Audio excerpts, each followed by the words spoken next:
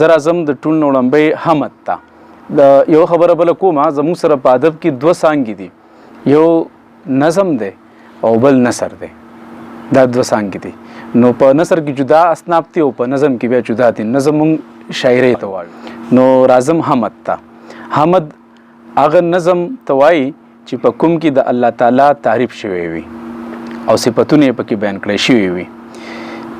نعت هغه نظم ته ویل کېږي چې د محمد مصطفی صلی الله علیه و آله وسلم تعریف پکې شوی وي او صفتونه پکې بیان شوي وي. زه بدلته کې اوس یو بلې خبرې له راشم. زموږ سره په پښتو ادب کې بدله وه. دا بدله چې وه، بدله په منظوم ادب کې د پښتو یو مقبول صنف و او بدله به ورته په دا سبب ویلې چې د دې بدلې هر شعر قافیه به بدله وه. په بدله کې روماني، تاریخي، انقلابي واقعات په اسانه بیان کړی شوي دي.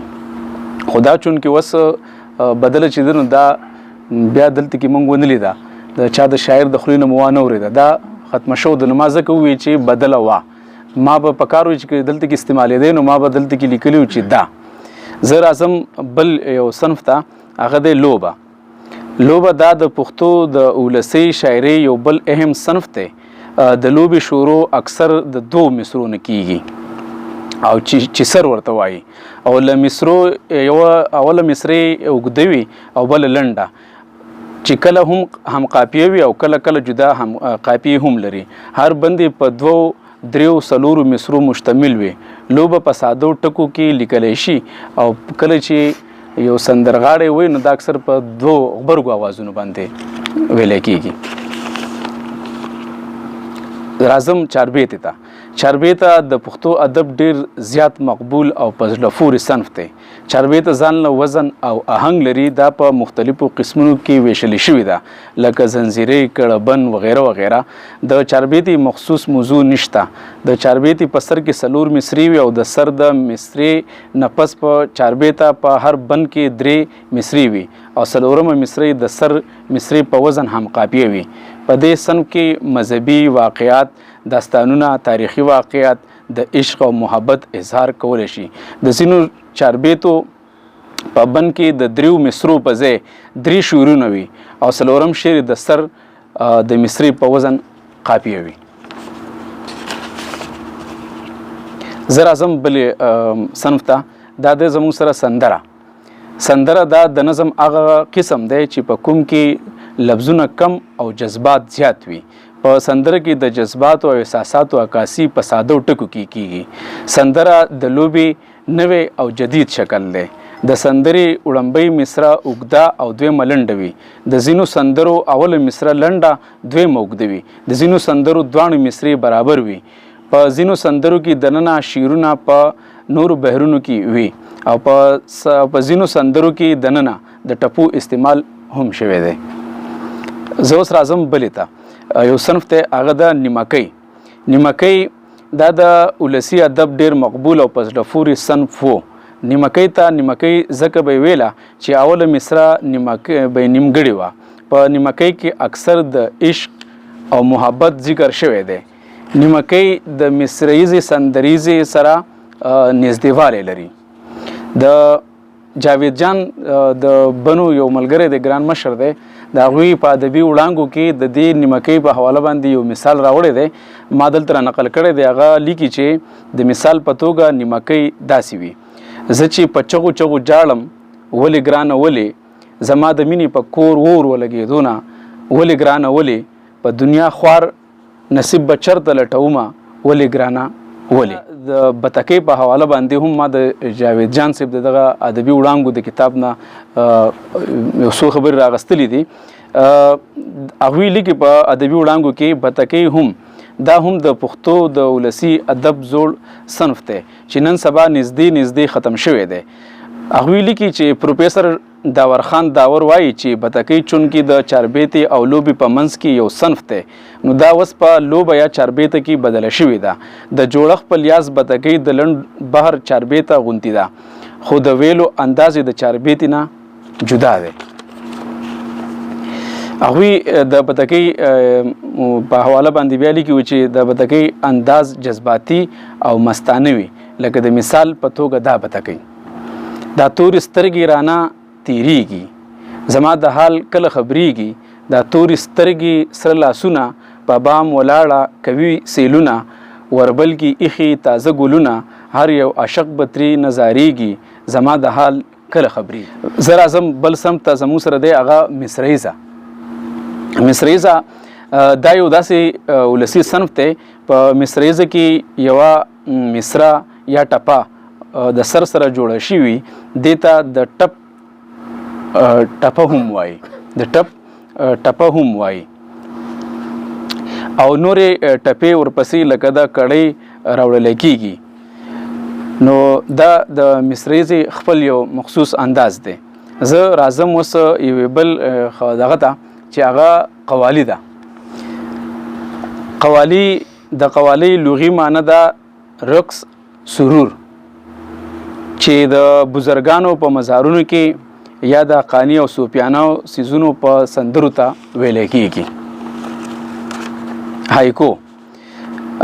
هایکو د جاپاني شاعري صنف دی د هایکو درې مصري وي چې یوه درې مصري چې کومې دي په دې کې به یو مضمون وي په هایکو کې او د دې انداز چې کوم دی کم قانون چې ول جوړ کړی شوی دی دلته کې چون کې پښتو د چراله نو آزاد شو دلته کې خلک درې وانه مصري په یو دغه کې په یو وزن کې لیکي خو دغه چې دا هایکو چې دنو دا به 15 دسی به راځي اولنی به 15 منځ کې به وای او بیا به 15 نو دا د چاربیت هغه د چاربیتونو بخنه غواړم د هایکو دغه دی اوریجنالټی دغه ده بالکل زه راځم یو بل صنف ته هغه دی پابند نظم هغه نظم چې د وزن او بحر سره د قافیې ردیف پابندي هم لري پابند نظم بللی شي لکه قصیده غزل مرثیه وغیره نظم ته د شعرونو هغه مجموعي چې په کوم کې د اول نه تر اخره پوره خیال د هغې ساتلی شوي د نظم مختلف قسمونه دي لکه معران نظم آزاد نظم نثري نظم آزاد نظم شو او ترکیبي مدمست نظم او داسې وغیره دا بیا د دې خپل د نظمونو چې کوم قانون دی په هغې کې راوړلی شوي دي جدا شکلونه بیا نظم کې لري کوم چې موږ نظم لیکو زه راځم د ټول نه وړاندې آزاد نظم ته لکه څرنګه چې نوم دی هم دارنګې دا آزاد نظم چې دی دا د ردیف قافیې او وزن هم آزاد دی ولې آهنګ په دې کې موجود وي خپل آهنګ وي په دې کې معران نظم ته راځم معران نظم هغه نظم ته وایي چې وزن او بحر وي ولې د قافیې ردیف د پابندۍ نه آزاد وي په دې کې قافیه ردیف نه وي خو د دې خپل یو وزن دی هغه لیکل کېږي زموږ ډېرو خو شاعرانو دا نظم لیکلی دی زه راځم بل نظم ته چې د هغې نوم دی نثري نظم نثري نظمونه مخکې په پښتو ادب کې ډېر کم لیکلی شوي دي خو اوس دلته کې په پښتونخوا کې دا نوي هلکان چې کوم دي نو دوی بیا نظم ډېر زیات ولیکو دا نثري نظم د دې نه مخکې زموږ مشرانو لیکلي خو هغوی په باقاعدګۍ طور باندې نه دي لیکلی شوي نو نثري نظم هغې ته وایي چې هغه لیک ته وایي چې پکې نه بحر وي نه وزن نه قافیه او نه ردیف وي ولې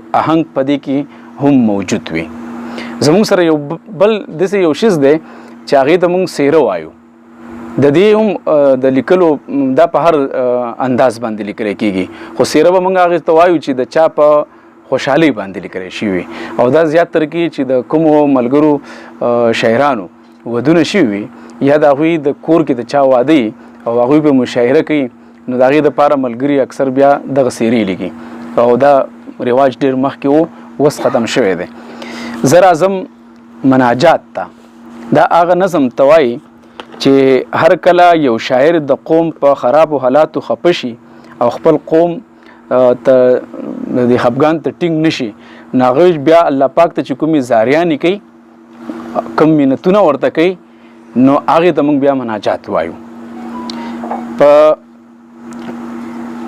راځم یو بل زموږ سره یو بل داسې یو ټکی دی هغې ته ازل ویلی کېږي ها زی او لام نو دا چې دی د دې لغوي معنی ده مذاق یا مسخرې دا داسې یو کلام چې دا غیر سنجیده کلام وي په دې کې سنجیدګي نه وي نو دغې ته ازل ویلی کېږي چې د خندا کوشش پکې شوی وي. زه راځم یو بل سمت دی هغې ته مرثیه وایي. مرثیه چې معنی دا درد او دا په مړونو څوک چې وفات شي نو په هغه باندې لیکلی کېږي. هغه منظوم کلام ته مرثیه ویلی شي چې په کوم کې د یو مړي صفتونه او خوبۍ بیان شوي وي. د هغه مړي کمی پکې محسوسیږي په دغه کلام کې هغه شاعر کمی محسوسوي نو په هغې باندې دی دغه مرثیه ولیکي او د هغه چې کومې خوبیانې نو هغه پکې مخې ته راوړي. او د دې انداز چې کوم دی نو دا هم په هر دغه کې لیکلی کېږي په سټایل کې یو انداز چې کوم دی په هر یو کې لیکلی کېږي. خو صرف نوم یې ورته مرثیه ورکړلی لکه څنګه چې ما دغسې خبره وکړه د څهرې. جی بالکل.